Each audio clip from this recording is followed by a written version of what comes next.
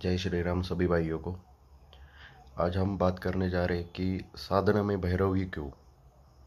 सबसे पहले भैरव ही क्यों आते हैं, ये बात का कभी हमने सोची नहीं है। भैरव क्यों? क्योंकि भैरव अहंकार से मुक्ति देते हैं।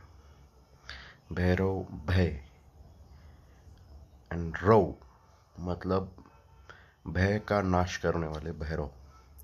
साधना में आपको निडरता चाहिए, साधना में आपको हिम्मत चाहिए, साधना में आपको एक ऐसा और की ज़रूरत है जिससे आप हर साधना पास करो, हर साधना आप फलीभूत करो, हर साधना आप प्राप्त करो। ठीक है, इसके लिए आपको शक्ति की ज़रूरत है और शक्ति सिर्फ भैरव है। ठीक है,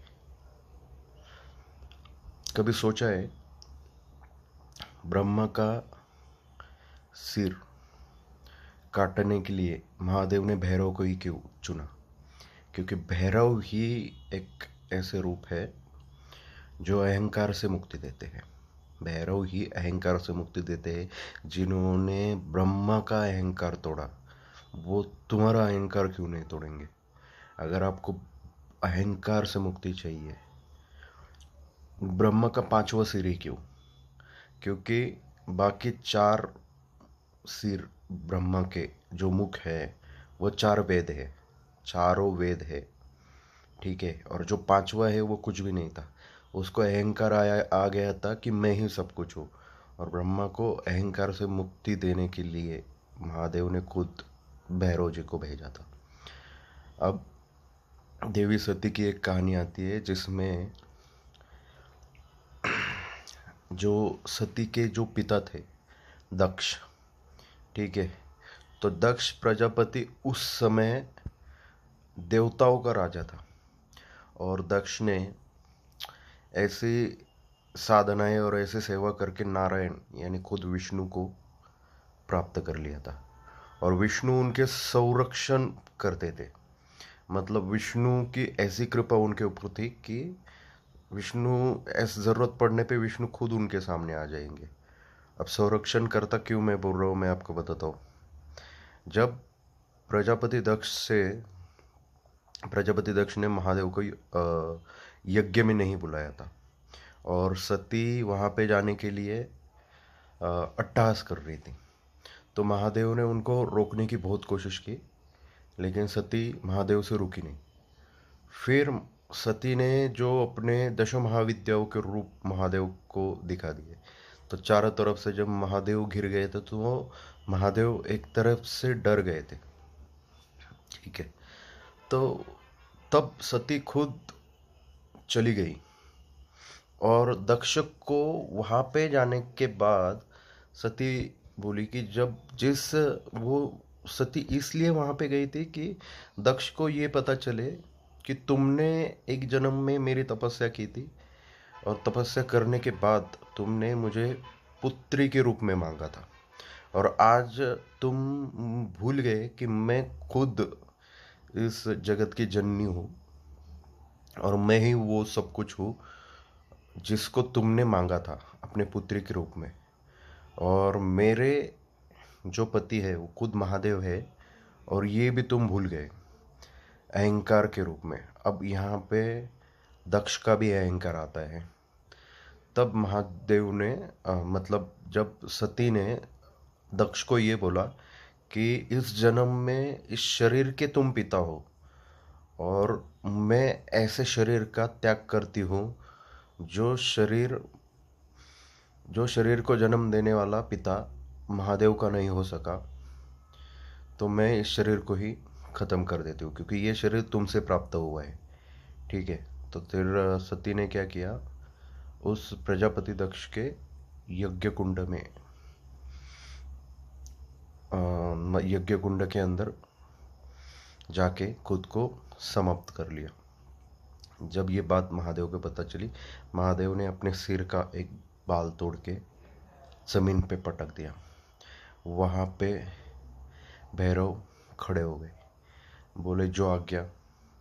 वहाँ पे महादेव ने जो आज्ञा दी, भैरव ने तुरंत जाके वहाँ पे दक्ष के, कहते हैं ना कि महादेव से अगर पूछा जाए कि एक तराजू में भैरव को रख दिया जाए और एक तराजू में तीनों लोगों के देवताओं को खड़ा किया जाए, तो किसका पगड़ा भारी होगा? तो महादेव खुद भी बोलेंगे कि भैरव, भैरव और भैरव। ठीक है। तो प्रजापति दक्ष के उस यज्ञ में, जो यज्ञ उन्होंने खड़ा किया था, वहां पे जाके भैरव ने सारे देवताओं को बंदी बना दिया। सारे देवताओं को, जितने भी देवता थे, हर देवताओं से युद्ध करके सबको बंदी बना दिया। वहां पे प्रजापति दक्ष को संभालने के लिए और उनका संरक्षण करने के लिए साक्षात विष्णु, जो त्रिदेवों में से एक है, साक्षात विष्णु वहाँ पे खड़े हो गए दक्ष की। क्योंकि विष्णु ने ऐसा वचन ही दिया था दक्ष को कि तुम्हारा संरक्षण मैं खुद करूँगा वहाँ पे। तो साक्षात विष्णु भी वहाँ पे खड़े हो गए। अब वहाँ पे भैरव जी की और विष्णु की युद्ध हो गया। युद्ध में भैरव इतने सारे देवताओं से लड़ने के बाद भी विष्णु के ऊपर भारी पड़ गए। विष्णु से उनकी ऊर्जा, उनकी ताकत, उनकी शक्तियाँ झेली नहीं जा रही थी बिल्कुल भी। तो यहाँ पे भद्रकाली वहाँ पे खुद प्रकट हो गई और भद्रकाली बोली कि मेरा काम अधूरा है और मेरा अधूरा काम भैरव खुद यहाँ पे कर रहे हैं, और तुम बीच में कैसे आ सकते हो, जबकि तुम दोनों की शक्ति एक समान है और तुम दोनों एक ही शक्ति से निर्मित हुए हो, मतलब विष्णु भी और भैरव भी। तो तुम दोनों अगर युद्ध करते रहे तो कुछ उससे निष्क्रिय नहीं निकलेगा, तुम दोनों समाप्त हो जाओगे। तो मेरी आज्ञा है कि तुम पीछे हट जाओ। तो वहाँ पे काली का आदेश लेके विष्णु वहाँ पे अपने वचन से मुक्त हो गए और पीछे हट गए। और वहाँ पे दक्ष का तक अहंकार और पूरे देवताओं का अहंकार वहाँ पे भैरव जी ने तोड़ के वहाँ पे शक्ति को ऊंचा स्थान दे दिया। अब तुम बोलोगे कि ब्रह्मा का सिर तोड़ने के बाद काशी में वहाँ पे भैरव के पीछे ब्रह्म हत्या का पाप लग गया, और ब्रह्म हत्या का पाप लगने के बाद फिर वहाँ के कोतवाल वो बन गए। बस आपको इतनी ही कहानी पता है, आपको बाकी कहानी नहीं पता।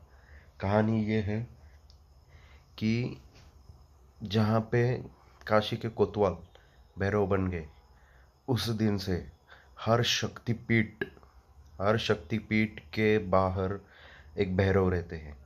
या फिर कोई भी मंदिर ले लो आप, हर शक्ति की संरक्षण करने का काम भैरव का रहता है। तो जिस दिन काशी में भैरव जी गए और वहाँ पे विराजमान हो गए, वहाँ से जितनी भी शक्तिपीठ है, सब शक्तिपीठों के संरक्षण करने का काम भैरव जी ने लिया। शायद ये आपको नहीं पता है। तो भैरव ही क्यों? अभी तक मैंने बहुत सारे एग्जाम्पल दिए। भैरव ही क्यों? साधना में साधक को सबसे पहले भैरव जी की सिद्धि करनी चाहिए। साहस, शक्ति, ये आपको चाहिए। ठीक है।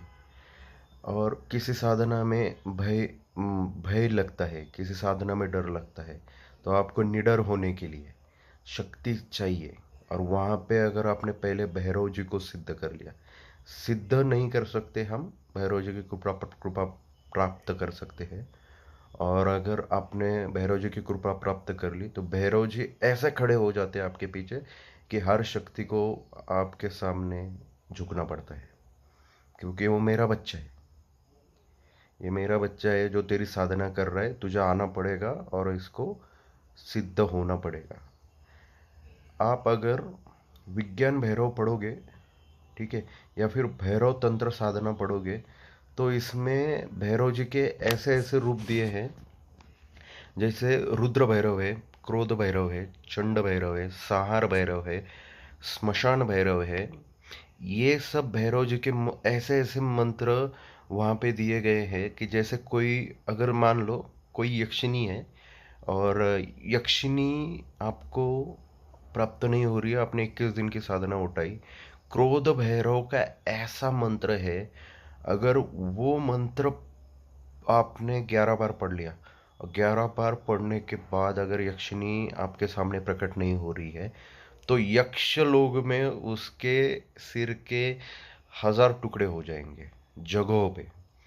इस टाइप के तक मंत्र है। तो भैरव ही क्यों, सबसे पहले भैरव ही क्यों, ये आपको अभी समझ में आ गया रहेगा।